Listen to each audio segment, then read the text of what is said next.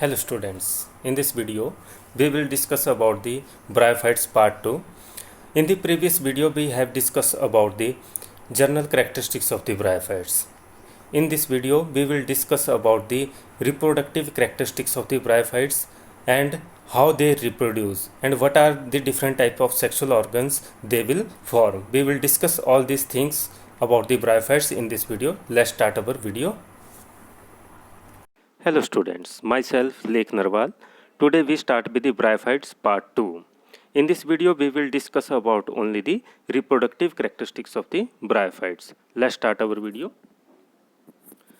Reproduction in bryophytes. At maturity, the gametophytes are nutritionally independent, while sporophytes dependent upon as well as being permanently attached to the gametophytes. तो maturity के ऊपर जो gametophytes होते हैं वो nutritionally independent हो जाते हैं, मीन्स वो अपना जो है फूड जो है खुद ले सकते हैं, न्यूट्रिशन खुद ले सकते हैं, तैयार कर सकते हैं.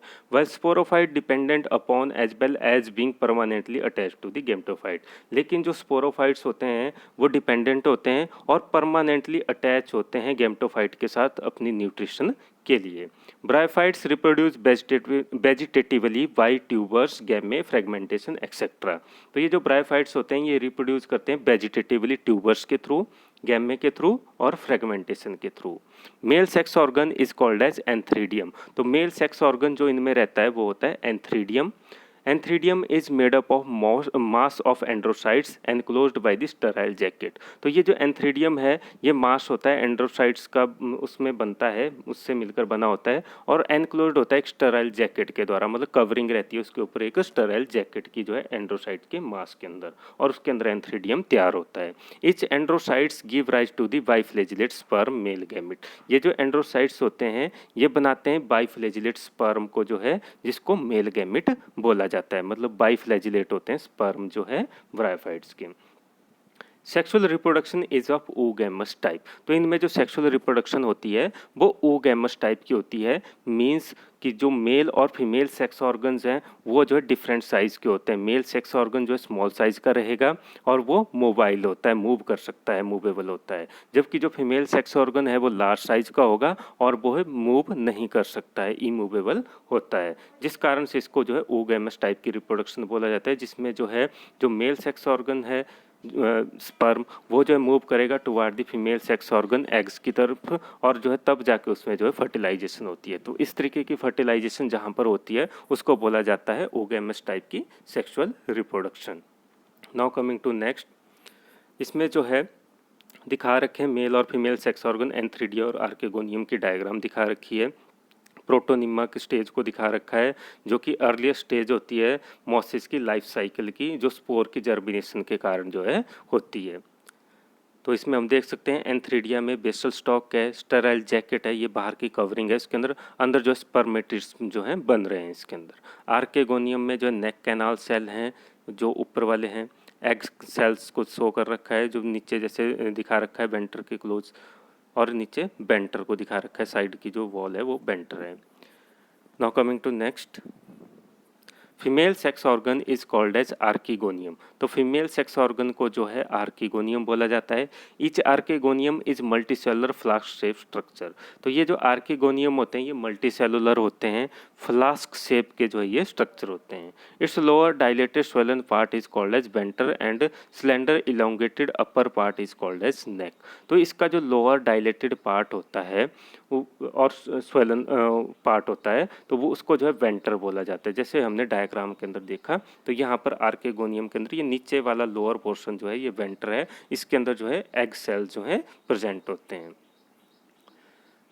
नेक्स्ट इसमें आगे है बेंटर के बाद नेक्स्ट जो अपर पार्ट है इसका, अपर स्लेंडर इलोंगेटेड पार्ट जो है इसको जो है नेक बोला जाता है. तो ये ऊपर वाला हिस्सा जो है नेक का, नेक इसको बोला जाएगा जो ऊपर इस आर्केगोनियम के अंदर दिखा रखा है.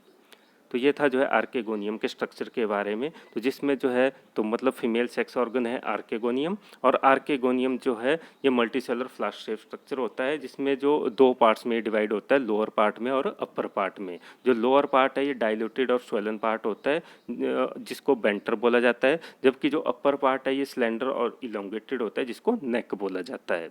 तो ये था इसके जो स्ट्रक्चर के बारे में। नेक्स्ट है sex organ antheridium and archegonium are multicellular and jacketed. तो सेक्स ऑर्गन जो एंथ्रीडियम है और आर्केगोनियम है, ये दोनों ही मल्टीसेलुलर होते हैं और जैकेटेड होते हैं, इनके ऊपर कवरिंग बनी होती है। तो अब हमें ये जो है पता चल चुका है कि ब्रायोफाइट्स के अंदर जो है कौन कौन से सेक्स ऑर्गन्स पाए जाते हैं। एक मेल जो होता है वो होता है एंथ्रीडियम, और फीमेल जो सेक्स ऑर्गन होता है वो होता है आर्केगोनियम, और ये दोनों ही मल्टीसेलुलर होते हैं और जैकेटेड होते हैं, कवरिंग इनके ऊपर बनी होती है। Venter encloses egg. तो वेंटर जो होता है उसके अंदर एग एनक्लोज रहता है, जैसे हमने ये पीछे डायग्राम के अंदर भी देखा। तो इसकी डायग्राम के अंदर वेंटर वाले पोर्शन के अंदर क्या है, एग अंदर बीच में, तो एग सेल्स इसके अंदर होते हैं वेंटर के अंदर। तो venter encloses egg female gamete and venter canal cell, और उसमें वेंटर कैनाल सेल्स भी होते हैं, जैसा डायग्राम में ये पीछे दिखा रखा है। वेंटर कैनाल सेल्स हैं ये नीचे वाले जो है, इसके अंदर वेंटर कैनाल सेल हैं जो रिप्रेजेंट करके नहीं बताया हुआ है। तो वेंटर के जो सेल्स हैं नीचे की तरफ को, वो वेंटर कैनाल सेल्स हैं। Neck encloses a row of neck canal cell, जबकि नेक के अंदर जो है नेक कैनाल सेल जो है एनक्लोज रहते हैं। नेक्स्ट है इसमें द सिनगैमी, जिसको फर्टिलाइजेशन भी बोलते हैं। तो syngamy take place in water, तो ये सिनगैमी जो है वाटर के अंदर होगी, वाटर की रिक्वायरमेंट इसकी रहती है। The sperm swims in water to reach near the archegonium, जो स्पर्म होंगे, जो मेल गैमिट हैं स्पर्म, वो स्विम करेंगे वाटर के अंदर, तैरेंगे वो, और फिर जो है आर्केगोनियम जो फीमेल सेक्स ऑर्गन है उस तक वो पहुंचेंगे। One of the sperm fuses with the egg to form diploid zygote, तो एक जो स्पर्म है वो फ्यूज करेगा एग के साथ और बनाएगा डिप्लॉयड जाइगोट को, जो वो जो है फॉर्म करेगा। तो जब स्पर्म जो है फ्यूज हो जाएगा एग के साथ तब बनेगा डिप्लॉयड जाइगोट। नेक्स्ट स्पोरोफाइट के बारे में बता रखा है। तो ये पीछे हमने मेल और फीमेल गैमेट के बारे में पढ़ा और फर्टिलाइजेशन के बारे में पढ़ा, और जब मेल और फीमेल गैमेट आपस में फ्यूज हो रहे हैं तो वो बना रहे हैं डिप्लॉयड जाइगोट। अब आगे sporophyte. Next the zygote undergoes continuous division without undergoing any resting period. तो जो जाइगोट जो बना मेल और फीमेल के फ्यूजन के कारण जो जाइगोट बना, तो जाइगोट में जो है कंटिन्यूस डिवीजन होता रहता है, और ये जो है बिना रेस्टिंग पीरियड के जो है चलता रहता है डिवीजन उसके अंदर।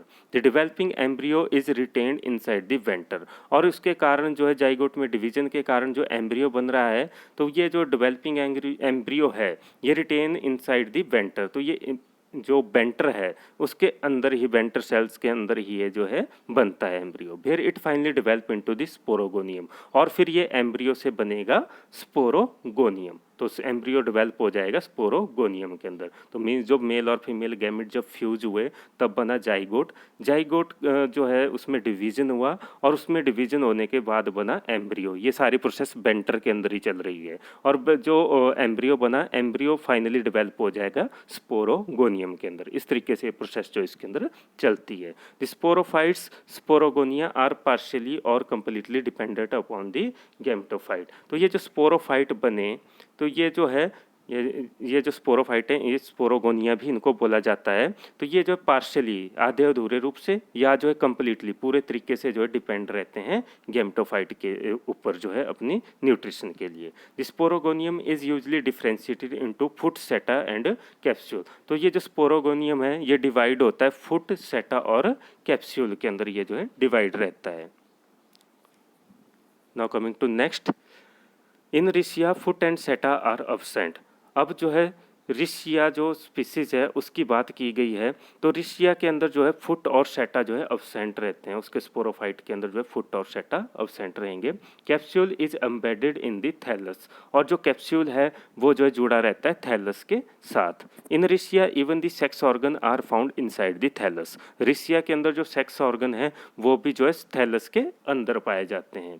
इन capsule meiosis occur in spore mother cells to form haploid spore. तो कैप्सूल के अंदर जो है मियोसिस होगी, और meiosis occur in the spore mother cell. तो कैप्सूल के अंदर जो स्पोर मदर सेल्स हैं उनके अंदर जो है मियोसिस होगी, और वो क्या बनाएंगे, हैप्लॉइड स्पोर्स को बनाएंगे। तो ये लाइन बता रही है कि in capsule meiosis occur in the spore mother cell. तो कैप्सूल के अंदर ही जो है स्पोर मदर सेल्स के अंदर जो है कैप्सूल में जो है मियोसिस होगी, और वो क्या बनाएंगे, हैप्लॉइड स्पोर्स को बनाएंगे। The spores are homosporous. तो ये स्पोर जो है बनेंगे ये होमोस्पोरस होंगे, एक ही तरह के होंगे ये spore, that is only one type, एक ही तरह के होंगे, और यंग गैमेटोफाइट टाइप के ये जो है स्पोर्स होते हैं। The haploid spore, after dispersal from capsule, may germinate either directly into the gametophytic thallus or may form filamentous protonema which bear adventitious buds to give rise to the leafy plant gametophore. तो ये जो haploid spore जो बने, तो ये जो है after dispersal from the capsule, जब ये कैप्सूल से जो है निकल जाएंगे बाहर को ब्रस्ट होने के कारण या किसी भी तरीके से बाहर डिस्पर्स हो गए, may germinate either directly into the gametophytic thallus. तो ये जो है जर्मिनेट हो जाएंगे, ये स्पोर जो है हैप्लॉइड स्पोर गैमेटोफिटिक थैलस को बना देंगे। ठीक है।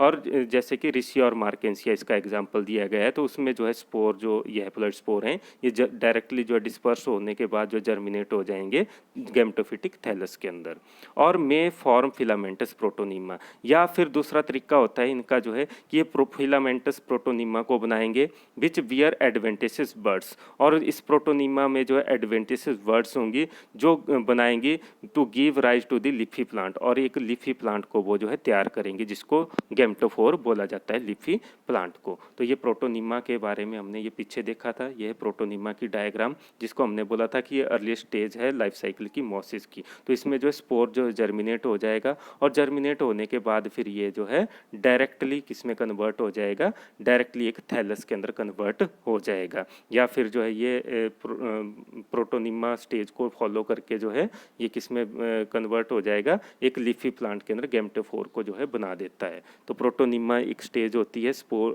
जब जर्मिनेट होते हैं स्पोर्स तो उसके बाद जो है ये नए प्लांट को बनाती हैं, प्रोटोनीमा स्टेज जो है।